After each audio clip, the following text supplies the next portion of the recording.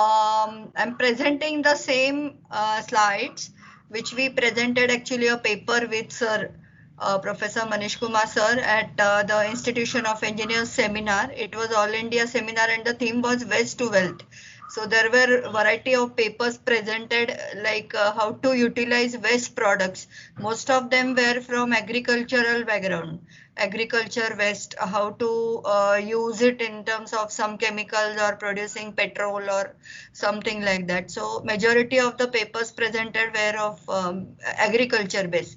But in that we presented a paper on low cost base isolators from scrap tire rubber pads.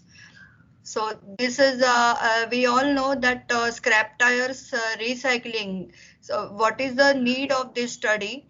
Actually, rapid growth of automobile industry. So use of tires is increasing every day, and as we all know, it is creating environmental pollution, and it is also potential for fire. And this is, of course, about 1.5 years back study.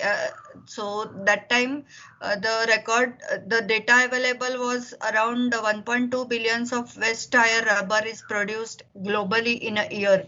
So this is a very huge quantity.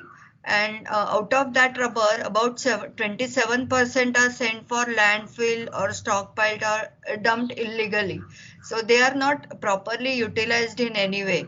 And it was reported that only 4% of this entire waste rubber is utilized for civil engineering projects. So we'll see in the following slide what is in what projects these waste tires are used. So in civil engineering applications, they can be used as aggregates.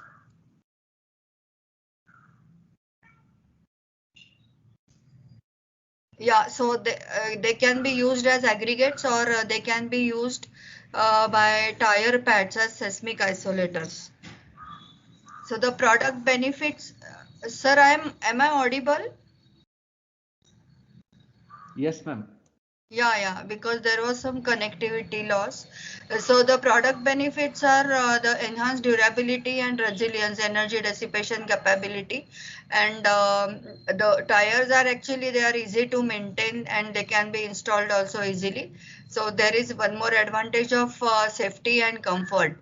And of course, these scrap tires they absorb and retain less heat than concrete. So, if possible, in some applications where we can avoid use of concrete, we can think of using rubber.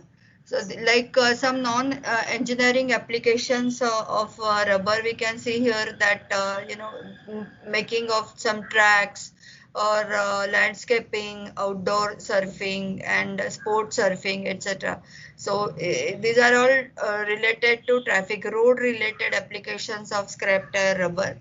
Then you can see here it is a Liberty Station in San Diego, made 100% from recycled tires. So all these products which we can see, they are all made from tires, scrap tire rubbers. So, civil engineering applications, as we said, lightweight fill for embankment or landslide repair, they are being used as aggregate tires. So, in vibration mitigation applications like ballast for railway tracks, so these tires can be used. This can be recycled and made into regular aggregates. And we can try for low strength applications. These can be partially replaced by our regular aggregate in concrete.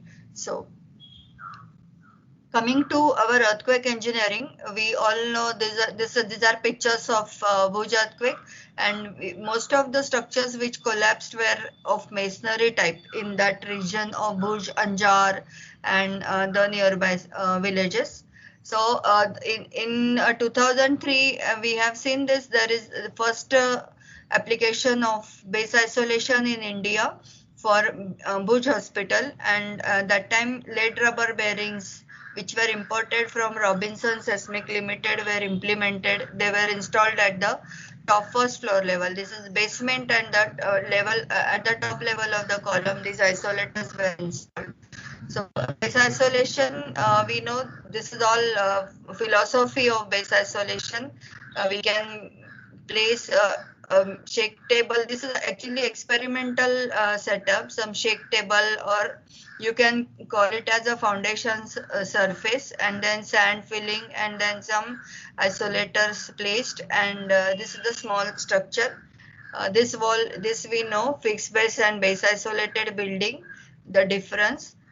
Conventional structure and isolated structure. We have seen in this course itself that due to base isolation across the isolator, there can be reduction in forces by 3 to 6. But at the roof level, the transmitted forces, they can reduce by a scale of about 8 to 12. So this is the main advantage of base isolation. So the objective of this study, which we carried out in association with IIT Bombay and under SIR's guidance, was to make a low-cost isolation system using scrap tire rubber pad isolator. So we tried this. One more objective was to enable domestic production of the isolators in small scale. This can be some project like for seismic, like a low income group or something, labor required can be utilized. Lot of labor is available in India, which we can utilize for domestic production of the isolators, and then study the isolator, characterization of properties of isolator in compression and under shear loading also. So the journey of the tire, this waste tire to this made isolator is like this. These are all scrap tires, as we can see. They are generally dumped near a river or some outskirts of the city, and which is a good place for mosquito breeding also. So these are all, this is the scenario. In major cities, some outskirts, we often see these tires. So the procedure of making this isolator, as we can see in the last picture, is first we cut the tire. We remove that lip of the tire from a top and as well as above, then make it straight. This is the straightened part of the tire, scrap tire. Then we can cut it into pieces as per our requirement. We do not have control over the width of the tire, but we can certainly take whatever length is required. So these tires can be cut into pieces like this, and then under compression, these are placed under, depending on the design, how many tires you want to, like our elastomeric bearing design, number of tires, and in between we place the steel shims also. So this is the final product of the isolator, which is made from the scrap rubber tire. So there are actually two types of tires available, like nylon tires and radial tires. Nylon fibers are for light vehicle. These nylon fibers, they serve as reinforcement in the tire, but obviously they have less vertical load capacity. So compared to the other radial type tires, which contain steel mesh as the reinforcement. So these are all wire meshes, which you can see steel. So they have higher vertical load bearing capacity. But these wire, after you cut the tire, these wires, they protect outside. So this projection of these wires outside, it makes difficult for them to handle. So these actually, it is not easy to work. These tires do not get easily cut by our normal method. It is very easy to cut nylon tires, but not the steel tires, because they have this steel mesh inside, embedded inside. Actually, we should try making isolators using this radial tires, truck tires or heavy vehicle tire. But the operation of cutting and managing those wires which are protruding outside the cut, that is a main challenge. So making of isolators from nylon tires, this many iterations we carried out actually. So this is the sixth iteration, as I say, and this is after the sixth iteration we were able to get isolator which is looking good, at least look wise it looks like an isolator. And these are some details of the isolator, like we considered two bearing plates, one at top and bottom, and then my steel shim plate was only one, and these were all scrap tire pads, which you can see in green. And these are the dimensions. The height of the isolator we tried was 130 millimeter, Because of the limitation and natural availability of the tire as a square form, so we made it a square tire, square isolator. So these rounded isolators we did not try because the shape of the tire itself, natural shape, we can cut it in the form of square or rectangle. So we tried making the tire, the bearing plate size 200 by 200 and 25 millimeter thick. It was steel bearing plate at top and bottom. Then mild steel shim plate, we used only one for the first trial, whether we can really make a good isolator or not. So we used only one plate. Then cutting of pads from the scrap tire. So these were the width and thickness. It varied actually because these were all scrap tires and randomly selected. Because these were scrap and thrown tires, we can't have uniform properties in all types of tires. So there was variation in the thickness, and then further vulcanization of these tires was done. The isolators were made using vulcanization process. Initially, we used this Chemlock 205 primer and adhesive for bonding initial stage, and then they were further vulcanized under a pressure of 280 MPa under a temperature of 140. This was done in area, some Hadapsar area near Pune region. So we that also took quite long time to search somebody who can make isolators like this. So mostly all these tires are available, but not someone who can make these isolators. So that also, that search, we searched in and around Pune region. So finally one person, he made these isolators. Further, after the isolators were made, then we performed test at IIT Bombay. First, we performed compression test on 6 samples under maximum load of 200 kilonewton. This was predetermined. I mean, we applied a load up to 200 kilonewton, and depending after that, from the test result, depending upon the vertical stiffness, we made pairs of specimen for carrying out shear test. So shear test on 3 pairs of specimen. Actually, first we tested 6 specimen for compression, and those 6 specimen, then we made 3 pairs for carrying out shear test. And after performing shear test, further those damaged specimen were further subjected to compression test till failure. So these were like compression test, shear test, and again compression test. These were carried out on the same set of specimen. We did not take new specimen for every test. Same specimen were tried for the entire. So vertical load, predetermined maximum vertical load 200 kilonewton, that is under a pressure of 5 MPa. We saw in the course that the maximum pressure to which an isolator can be subjected to, it may vary from 4 to 9 megapascal. So we kept the pressure 5 MPa, and these tests were performed on a 500 ton capacity compression testing machine at heavy structures lab of IIT Bombay. And then we used 4 displacement transducers. We'll see it in the picture photo, and a calibrated pressure gauge for measurement of the axial load. And we placed this steel sample, STRP sample, between 2 steel plates, one above and the other at the bottom, for application of the load. Here we can see the test setup at IIT Bombay. This was the machine, 500 ton compression testing machine, and here we can see the isolator here, and these were all the dial gauges placed for measuring the vertical deformation. This is under first test, compression test. So we can see the bulging of the rubber scrap tire, because these are all, the top one and bottom one are the bearing plates. These two are the rubber pads, and in between there is a steel shim plate present. So we can see the bulging of the scrap tire from sides. As we increase the load, further deformation was observed in the isolator.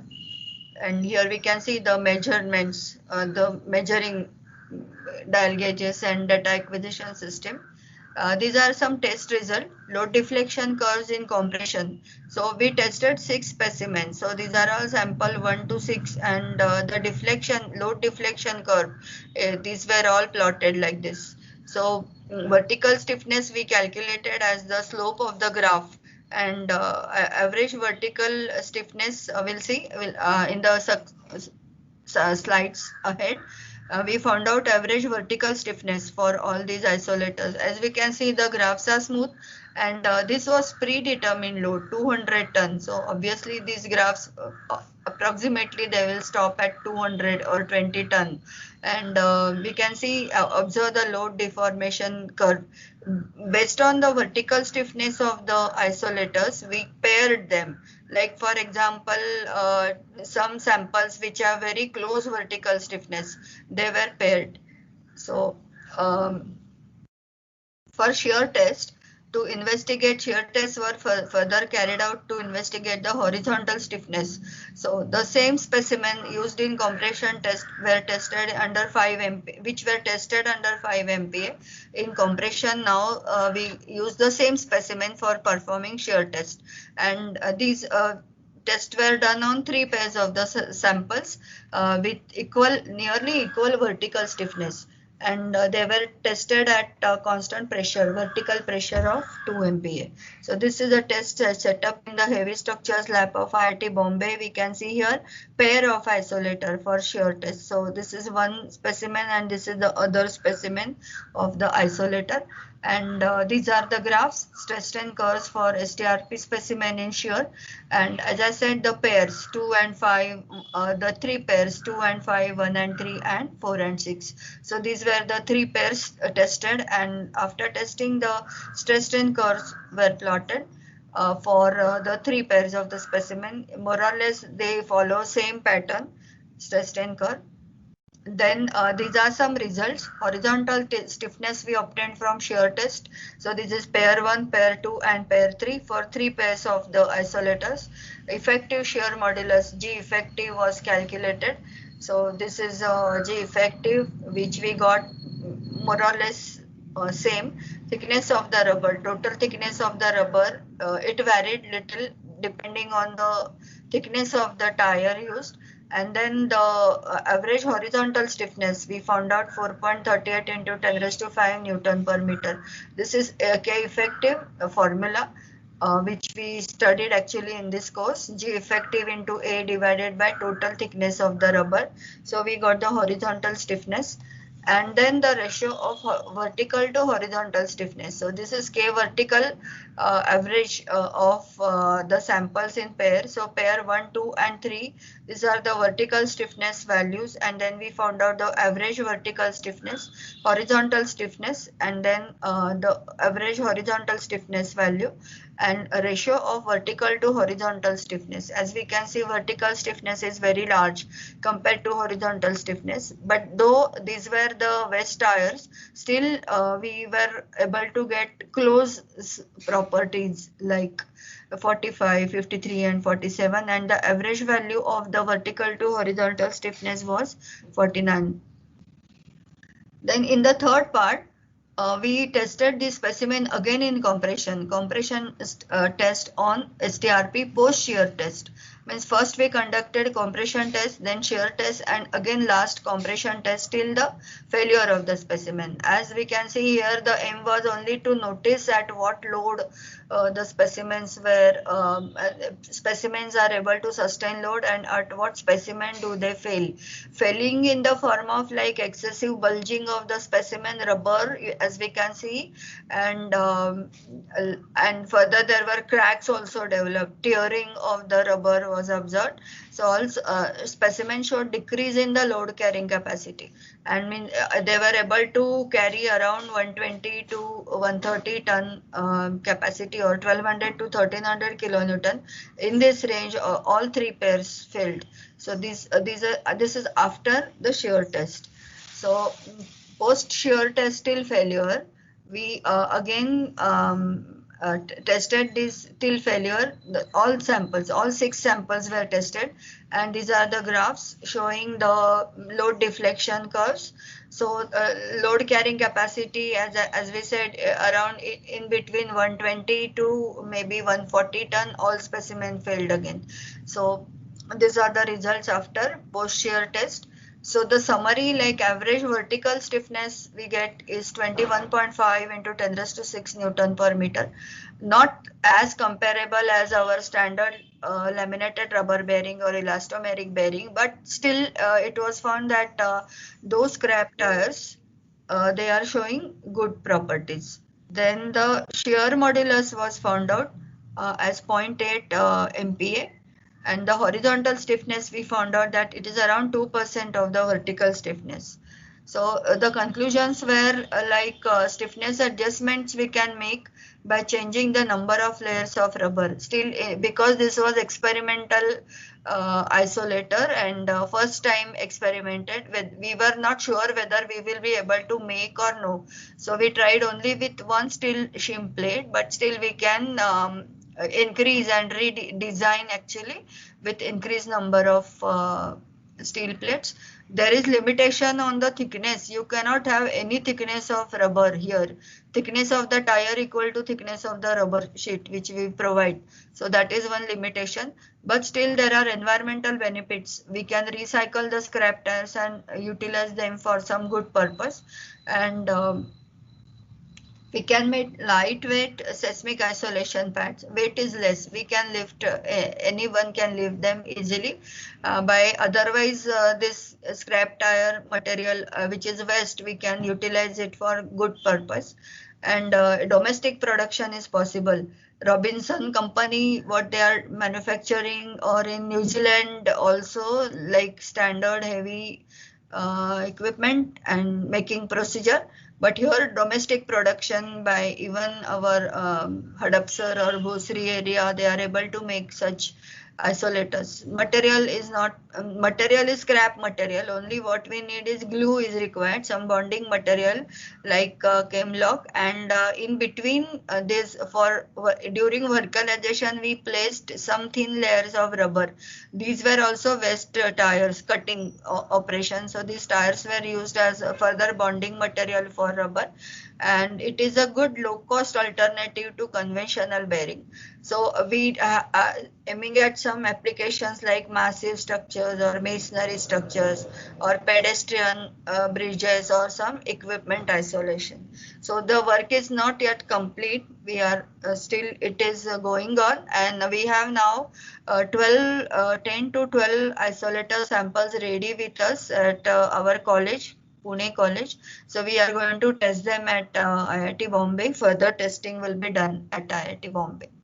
So under cyclic loading and then damping characteristics of these rubber pads, then shake table test. We are also proposing to conduct some shake table test on the models in the heavy structure lab and perform analytical studies. Sir will now present the FEM modeling, and the aim was to make STRP isolator about 10,000, not more than, costing including everything, cutting, manufacturing of the isolator, testing.